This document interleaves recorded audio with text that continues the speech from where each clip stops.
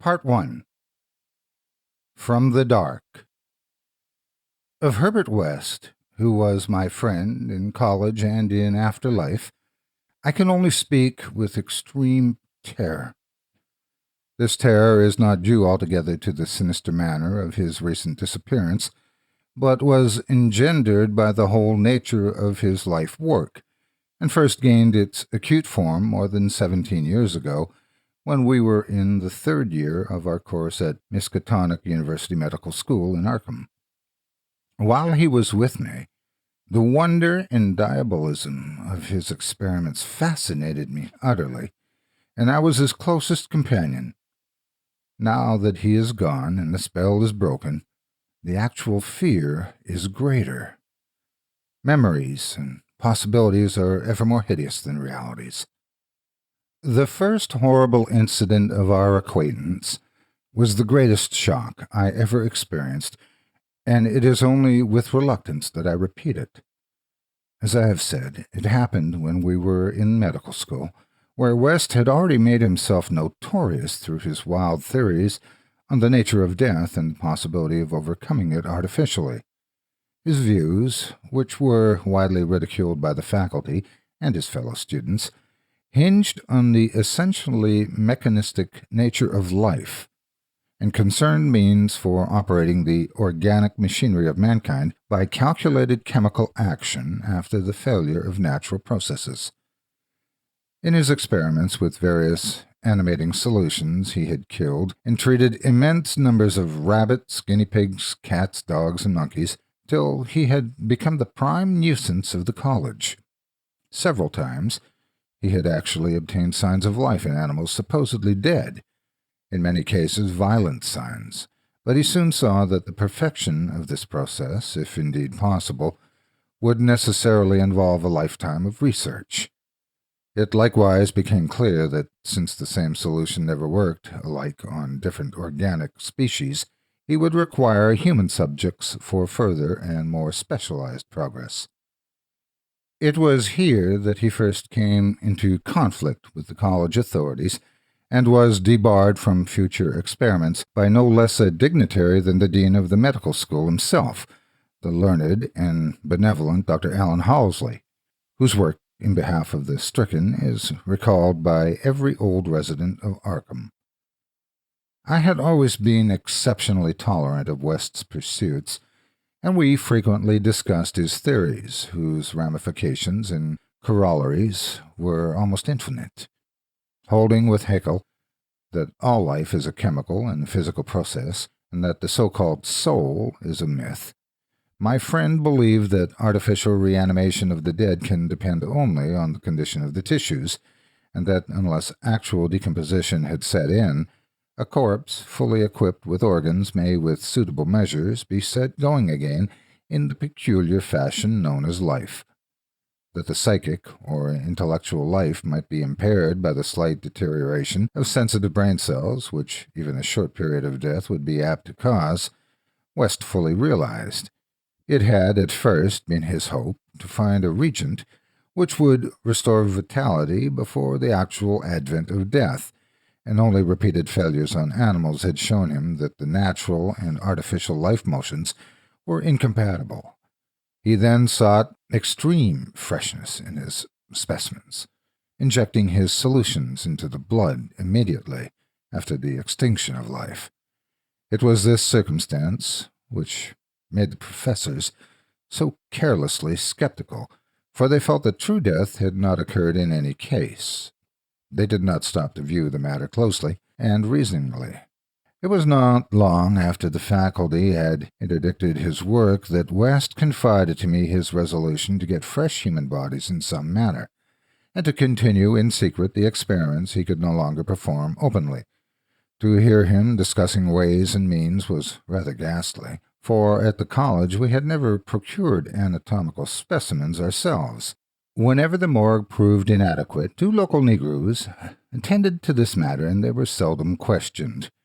West was then a small, slender, spectacled youth with delicate features, yellow hair, pale blue eyes, and a soft voice, and it was uncanny to hear him dwelling on the relative merits of Christ Church Cemetery and the Potter's Field. We finally decided on the Potter's Field because practically everybody in Christchurch was embalmed, a thing of course ruinous to West's researches. I was, by this time, his active and enthralled assistant, and helped him make all his decisions, not only concerning the source of bodies, but concerning a suitable place for our lonesome work. It was I who thought of the deserted Chapman farmhouse beyond Meadow Hill, where we fitted up the ground floor with an operating room and a laboratory, each with dark curtains to conceal our midnight doings. This place was far from any road, and in sight of no other house, yet precautions were nonetheless necessary, since rumors of strange lights, started by chance nocturnal roamers, would soon bring disaster on our enterprise. It was agreed to call the whole thing a chemical laboratory, if discovery should occur. Gradually, we equipped our sinister haunt of science with materials either purchased in Boston or quietly borrowed from the college, materials carefully made unrecognizable save to expert eyes, and provided spades and picks for the many burials we should have to make in the cellar. At the college, we used an incinerator, but the apparatus was too costly for our unauthorized laboratory. Bodies were always a nuisance, even the small guinea pig bodies from the slight clandestine experiments in West's room at the boarding house. We followed the local death notices like ghouls. Our specimens demanded particular qualities. What we wanted were corpses interned soon after death and without artificial preservation, preferably free from malforming disease and certainly with all organs present. Accident victims were our best hope. Not for many weeks did we hear of anything suitable, though we talked with morgue and hospital authorities, ostensibly in the college's interest, as often as we could without exciting suspicion. We found that the college had first choice in every case, so it might be necessary to remain in Arkham during the summer, when only the limited summer school classes were held. In the end, though, luck favored us, for one day we heard of an almost ideal case in the Potter's Field. A brawny young workman drowned only the morning before in Sumner's Pond, and burial at the town's expense, without delay or embalming. That afternoon we found the new grave and determined to begin work soon after midnight. It was a repulsive task that we undertook in the black small hours, even though we lacked at that time the special horror of graveyards which later experiences brought to us. We carried spades and oil-dark lanterns, for although electric torches were then manufactured, they were not as satisfactory as the tungsten contrivances of today. The process of unearthing was slow and sordid. It might have been gruesomely poetical if we had been artists instead of scientists, and we were glad when our spade work struck wood. When the pine box was fully uncovered, West scrambled down and removed the lid, dragging out and propping up the contents. I reached down and hauled the contents out of the grave, and then both toiled hard to restore the spot to its former appearance. The affair made us rather nervous, especially the stiff form and vacant face of our first trophy, but we managed to remove all traces of our visit. When we had patted down the last shovelful of earth, we put the specimen in a canvas sack and set out for the old Chapman place beyond Meadow Hill. Once an improvised dissecting table in the old farmhouse, by the light of the powerful acetylene lamp, the specimen was not very spectral-looking. It had been a sturdy and apparently unimaginative youth of wholesome plebeian type, large-framed, gray-eyed, and brown-haired, a sound animal with psychological subtleties, and probably having vital processes of the simplest and healthiest sort. Now, with the eyes closed, it looked more asleep than dead, though the expert test of my friend soon left no doubt on that score. We had at last what West had always longed for, a real dead man of the ideal kind, ready for the solution as prepared according to the most careful calculations and theories for human use. The tension on our part became very great. We knew that there was scarcely a chance for anything like complete success, and could not avoid hideous fears at possible grotesque results of partial animation. Especially, we were apprehensive concerning the mind and impulses of the creature, since, in the space following death, some of the more delicate cerebral cells might well have suffered deterioration. I, myself, still held some curious notions about the traditional soul of man, and felt an awe at the secrets that might be told by returning from the dead. I wondered what sights this placid youth might have seen in inaccessible spheres, and what he could relate if fully restored to life. But my wonder was not overwhelming, since for the most part I shared my materialism of my friend. He was calmer than I, as he forced a large quantity of his fluid into a vein of the body's arm, immediately binding the incision securely. The waiting was gruesome, but West never faltered. Every now and then he applied his stethoscope to the specimen and bore the negative results philosophically. About 3/4 of an hour, without the least sign of life, he disappointingly pronounced the solution inadequate, but determined to make the most of his opportunity and try one change in the formula before disposing of his ghastly prize.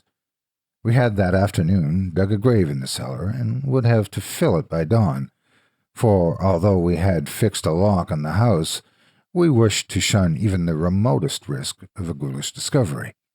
Besides, the body would not even be approximately fresh the next night, so taking the solitary acetylene lamp into the adjacent laboratory, we left our silent guest on the slab in the dark and bent every energy to the mixing of a new solution, the weighing and measuring supervised by West with an almost fanatical care.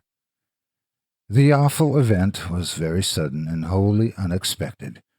I was pouring something from one test tube to another, and West was busy over the alcohol blast lamp which had to answer for a Bunsen burner in this gasless edifice, when from the pitch-black room we had left there burst the most appalling and demonic succession of cries that either of us had ever heard. Not more utterable could have been the chaos of hellish sound if the pit itself had opened to release the agony of the damned, for in one inconceivable cacophony was centered all the supernal terror and unnatural despair of animate nature.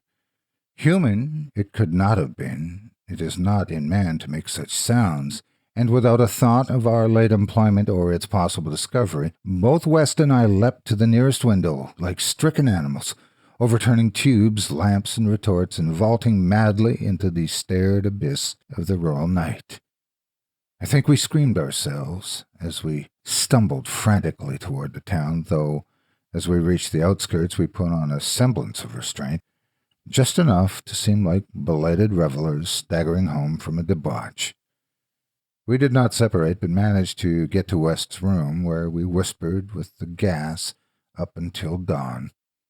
By then we had calmed ourselves a little with rational theories and plans for investigation, so that we could sleep through the day, classes being disregarded. But that evening 2 items in the paper, wholly unrelated, made it again impossible for us to sleep.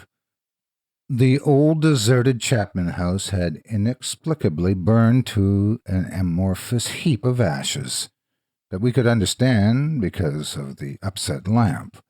Also, an attempt had been made to disturb a new grave in the potter's field, as if by futile and spadeless clawing at the earth.